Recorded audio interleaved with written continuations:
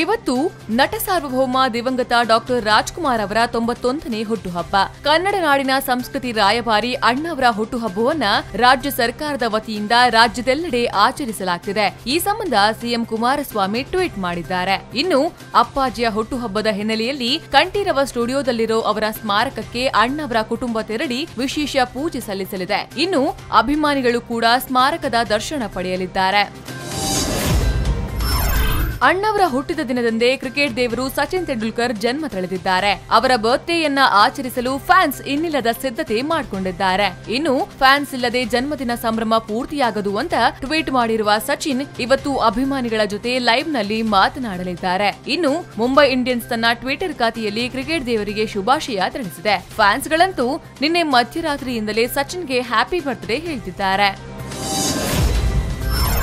ನಿನ್ನೆ ಪ್ರಧಾನಿ ನರೇಂದ್ರ ಮೋದಿ ಗುಜರಾತ್ನ ಗಾಂಧಿನಗರದಲ್ಲಿ ಮತದಾನಕ್ಕೆ ಅಂತ ಬಂದಾಗ ನೀತಿ ಸಂಹಿತೆ ಉಲ್ಲಂಘಿಸಿದ್ದಾರಂತೆ. ವೋಟ್ ಹಾಕಿದ ಬಳಿಕ ಅವರು ರೋಡ್ ಶೋ ನಡೆಸಿದ್ದನ್ನ ಖಂಡಿಸಿರುವ ಕಾಂಗ್ರೆಸ್, ಪ್ರಧಾನಿ ನರೇಂದ್ರ ಮೋದಿ ಹೀಗೆ ಹಲವು ಸಲ ಚುನಾವಣಾ ನೀತಿ ಸಂಹಿತೆಯನ್ನ ಉಲ್ಲಂಘಿಸುತ್ತಲೇ ಇದ್ದಾರೆ ಎಂದಿದೆ. ಇನ್ನು ಈ ಬಗ್ಗೆ ಚುನಾವಣಾ ಆಯೋಗಕ್ಕೆ ದೂರು ನೀಡಿರುವ ಕಾಂಗ್ರೆಸ್ನ ಅಭಿಷೇಕ್ ಸಿಂಘ್ವಿ, ಚುನಾವಣಾ ಆಯೋಗ ಪ್ರಧಾನಿಯವರು ಚುನಾವಣಾ ಚಟುವಟಿಕೆಗಳಲ್ಲಿ ಭಾಗವಹಿಸದಂತೆ ಅವರಿಗೆ 78 ಗಂಟೆಗಳ ಕಾಲ ನಿಷೇಧ ಹೇರಬೇಕು ಅಂತ ಆಗ್ರಹಿಸಿದ್ದಾರೆ.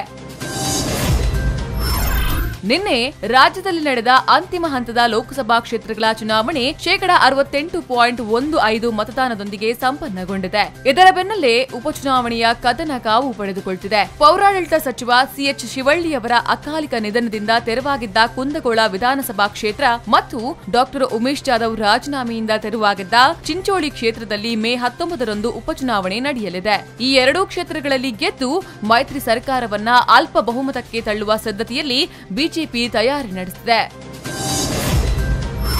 ರಮೇಶ್ ಜಾರಕಿಹೊಳಿ ಕಾಂಗ್ರೆಸ್ ಬಿಡು ವಿಚಾರದ ಸುದ್ದಿ ಹೊಸತಲ್ಲ. ನಮ್ಮೊಟ್ಟಿಗೆ ಡ್ರಾಮಾ ಮಾಡುವವರನ್ನ ಹಿಡಿದುಕೊಳ್ಳೋಕೆ ಆಗಲ್ಲ ಅಂತ ಸಿಎಂ ಕುಮಾರಸ್ವಾಮಿ ಪ್ರತಿಕ್ರಿಯಿಸಿದ್ದಾರೆ.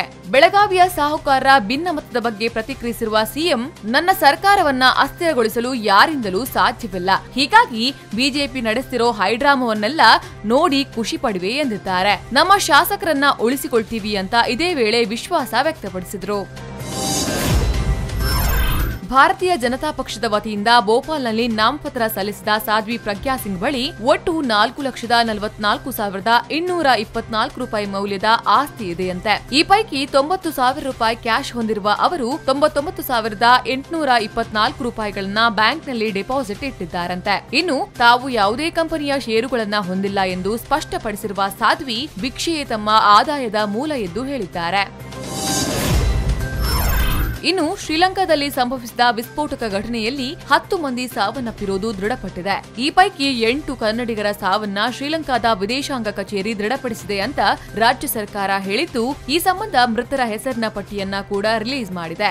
ಇನ್ನು ಗೋಲ್ಡನ್ ಸ್ಟಾರ್ ಗಣೇಶ್ ಶ್ರೀಲಂಕಾದಲ್ಲಿ ಮೃತಪಟ್ಟ ತಮ್ಮ ಗೆಳೆಯರೊಂದಿಗೆ ಫೋಟೋವನ್ನ ಟ್ವಿಟರ್ನಲ್ಲಿ ಹಂಚಿಕೊಂಡಿದ್ದಾರೆ. ಅಲ್ಲದೆ, ನೀವು ಇಲ್ಲ ಎಂಬುದನ್ನ ನಂಬಲು ಆಗ್ತಾ ಇಲ್ಲ, ನೋವನ್ನ ಹಂಚಿಕೊಳ್ಳಲು ಪದಗಳೇ ಸಿಗುತ್ತಿಲ್ಲ, ಪುಟ್ಟರಾಜು ಎನ್ ಮಾರೇಗೌಡರೇ ನಿಮ್ಮನ್ನ ಮಿಸ್ ಮಾಡಿಕೊಳ್ಳುತ್ತಿದ್ದೇನೆ ಅಂತ ದುಃಖ ವ್ಯಕ್ತಪಡಿಸಿದ್ದಾರೆ.